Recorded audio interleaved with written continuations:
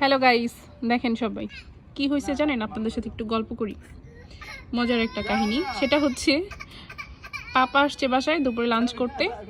তো সে হচ্ছে এখন কোনোভাবে পাপাকে ছাড়বে না, যেতেও দিবে না।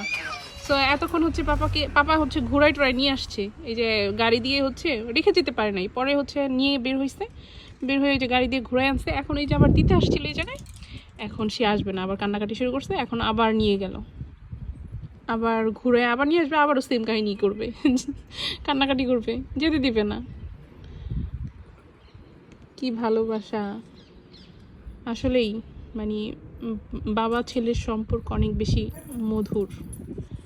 আর কি বলবো, এটা মানে চোখে দেখলে অনেক বেশি ভালো লাগে, খারাপ লাগে, কান্নাকাটি করে, কি করবো আর, বাট তারপর অনেক বেশি মানে ভালো লাগা কাজ করে, যে অনেক মায়া অনেক টান বাবার প্রতি ছেলের।